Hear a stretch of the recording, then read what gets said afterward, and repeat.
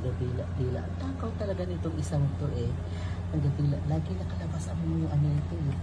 Lagi nakalabas ang at yan o itsura o. Mga nakatihaya.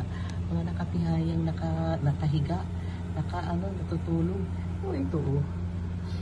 Cute. Lagi nakalabas ang dila. Ito naman, laging yun, nasa tenga niya yung isang kamay niya. Oh, tsura nito.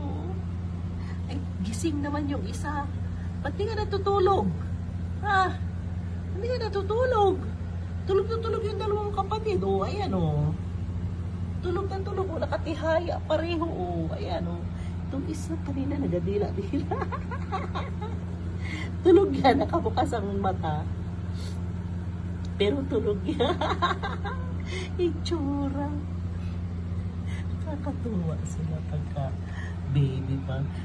Pero pagka malalaki na, kulit-kulit na. Ay, beautiful.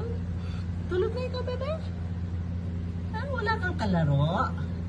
Walang kalaro yung bebe na yan? Ha? Walang kalaro. Tulog ang mga kapatid mo eh. Ikaw lang ang gising. Bakit? Ha? Bakit, bebe?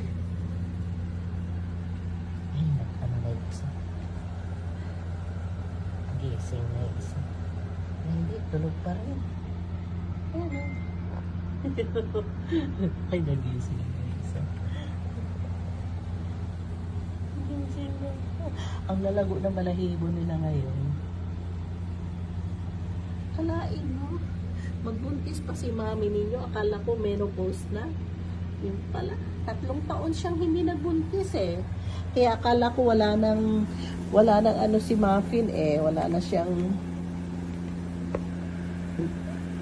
tinanong ko sa vet, sabi ng vet, maaari 3 years old ay hindi na magbuntis. Eh, 5 years old na siya, magsi-6 na. Kalain mo yun, nagbuntis pa. Okay, bye-bye. Yung isa, mag-isa lang na gising. Gusto niya yung ilaw eh. Yan o, yung ilaw. Gusto niya laruin niya yung ilaw niya. Okay, bye. Ayan, nagadila-dila na ano. Takaw talaga yan eh. Takaw yan eh. O, ayan o, nagadila-dila. Pero tulog yan.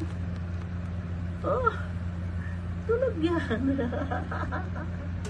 Ang tataba cheng-cheng nila talaga. Ang tataba nila.